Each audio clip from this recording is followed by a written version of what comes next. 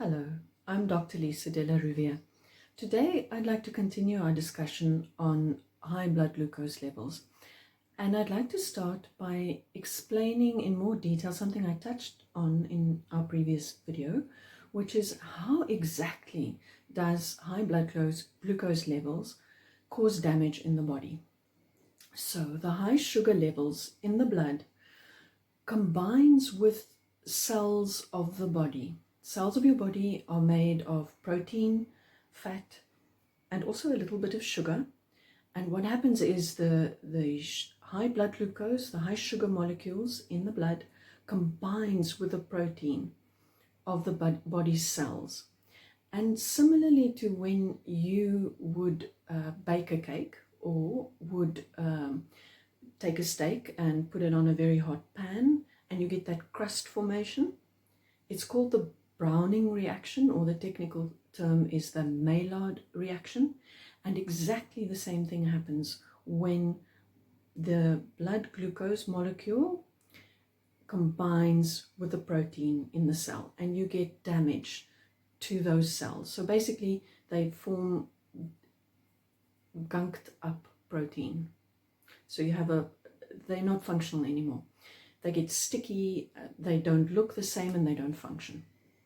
Now, what the next step in this process is that there are specific receptors on certain cells of your body, immune cells, and also the cells lining the arteries throughout the body, which bind to these damaged proteins. These damaged proteins are called advanced glycation end products, and that's abbreviated as AGEs, which is very appropriate because that's exactly what it is. It's the basis for aging within the body.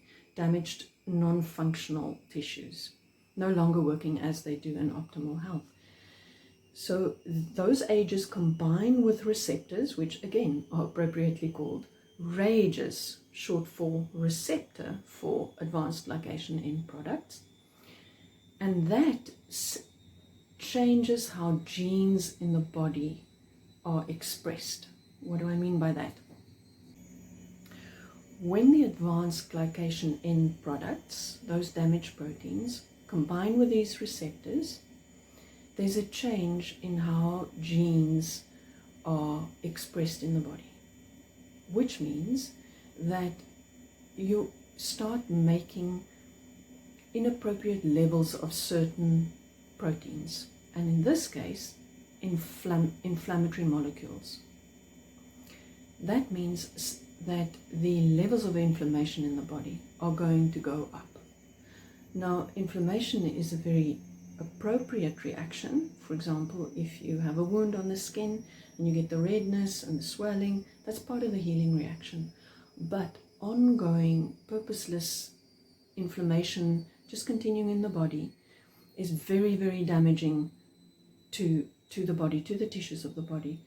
In the same way that when you have healing on the skin, you have a scar formation due to the inflammation in the resolution phase of inflammation.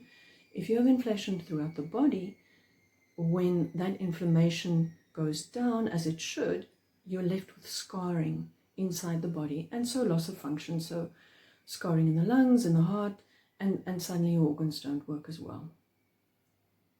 So these receptors for advanced glycation end products have been associated with all the complications of diabetes, with the development of Alzheimer's disease, and with multiple cancers. In a next video, I will explore more what we can do, specifically through exercise, to bring down these damaging molecules in the body and so prevent the complications. Thank you for watching.